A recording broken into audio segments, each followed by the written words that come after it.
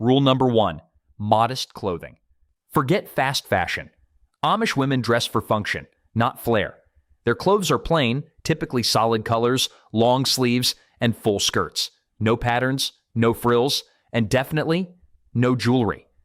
Why? Because modesty isn't just a preference, it's a principle.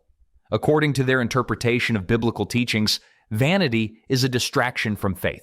So makeup, accessories, and modern fashion trends are left behind.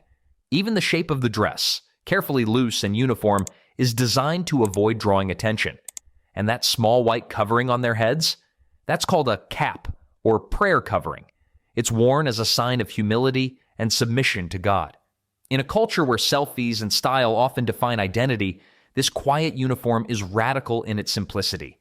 To outsiders, it may seem restrictive, but to the Amish, it's liberating. It's a way of saying, who I am is not defined by what I wear. Rule number 2, hair and appearance.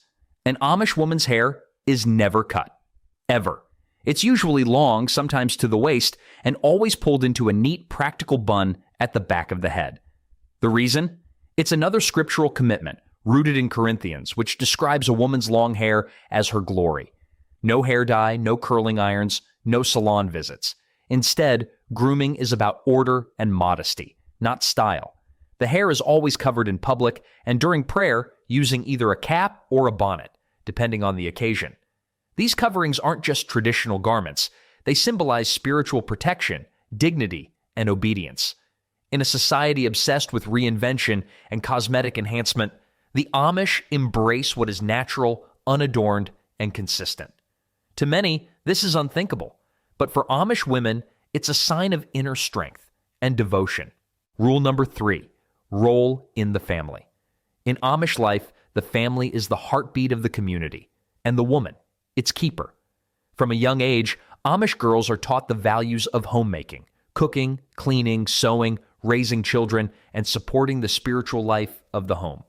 While their husbands are considered the heads of the household, Amish women hold immense power in daily life. They manage budgets, prepare meals for 10 or more family members, and often assist in running home businesses or farms. To the modern eye, this role might look outdated or even oppressive, but within the Amish worldview, it's revered. Motherhood and homemaking aren't just responsibilities, they're a sacred calling. And for many Amish women, this role brings fulfillment, purpose, and pride. It's a model that hasn't changed in centuries. And in a time where family roles are being redefined across cultures, the Amish are choosing to preserve a very different rhythm. Rule number 4, religious obedience. The Amish don't follow a constitution or a legal code in the way most of us understand it. Instead, they live by something far more subtle and far more powerful. It's called the Ordnung. The Ordnung is an unwritten set of rules and expectations that governs nearly every aspect of Amish life, from how homes are built to how clothing is sewn to what technology is allowed. And Amish women are expected to obey it fully. This obedience isn't about oppression, it's about submission to a larger spiritual order. For the Amish, individuality is not the goal. Harmony is. Living within the Ordnung is seen as a daily act of humility, discipline, and faith. Women play a vital role in the religious life of their communities. They are active participants in bi-weekly church services, which are often held in homes or barns rather than formal church buildings. Services can last up to 3 hours and are conducted entirely in High German. But obedience doesn't mean silence. Amish women are deeply engaged in the spiritual formation of their children. They are the first to teach prayer, humility, and the quiet power of devotion. Marriage within the Amish faith is sacred.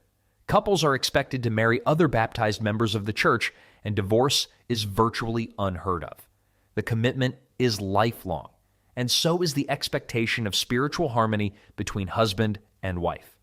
For Amish women, obedience is not passive, it's purposeful. It's not about power, it's about peace.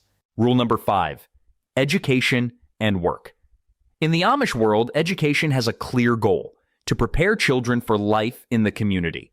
For girls, formal schooling usually ends at the 8th grade. There's no high school, no college, and no standardized tests. Instead, Amish girls learn the 3 R's, reading, writing, and arithmetic, alongside moral instruction, biblical values, and practical skills. By the time they finish school, most can cook a full meal from scratch, sew their own clothes, and care for younger siblings. But that's just the beginning. After school, many girls transition directly into work, though not the kind of jobs you'll find on LinkedIn. They may help in the home, assist with family-run businesses, or take up trades like quilting, baking, childcare, or teaching in Amish-only schools. These roles are community-approved and deeply respected. In many cases, the work they do contributes not just to their families, but to the economic health of the entire district. What outsiders might see as limited opportunity, the Amish see as focused purpose. Education isn't about climbing a ladder. It's about building a life that is useful, faithful, and close to home. And in that, there's a kind of freedom modern society often overlooks. Rule number 6, technology use. In 2025, it's hard to imagine life without screens. Most of us are just one notification away from distraction 24/7. But Amish women live in a different reality, one that is almost entirely unplugged. No smartphones, no internet, no Instagram filters, not even electricity from the grid in most homes. Technology isn't banned outright, but it is carefully evaluated. Each community decides through the Ordnung what's appropriate and what might threaten their values. And for women especially, the decision to live without modern tech isn't about control. It's about clarity.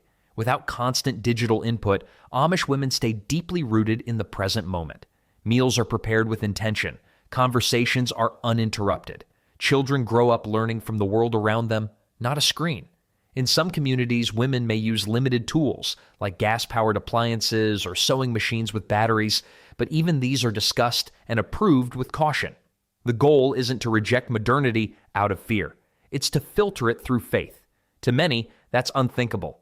But for Amish women, the absence of technology is not a void. It's a choice. One that fosters connection, simplicity, and spiritual focus in a noisy world. Rule number 7, courtship and marriage. In the modern world, dating is often casual. Swipes, texts, short-lived flings. But in Amish life, dating is something far more sacred, something intentional. Courtship is not entertainment. It's preparation.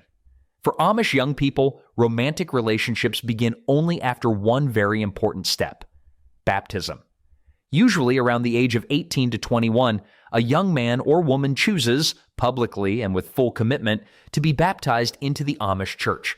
Only then can they begin to date, because only then are they considered spiritually ready for the seriousness that courtship requires. Dating in the Amish world is done quietly, often discreetly.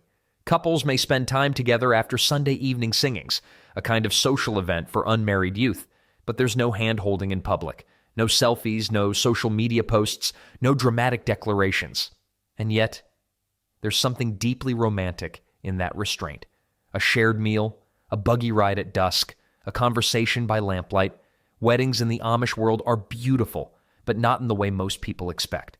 There are no diamond rings, no white gowns from boutiques, no DJs, no dancing, no destination ceremonies. Instead, weddings are deeply spiritual, held during the fall or winter, and always anchored in the community. The bride wears a dress she can wear again, usually blue or purple, and is stitched by hand, often by her or her family.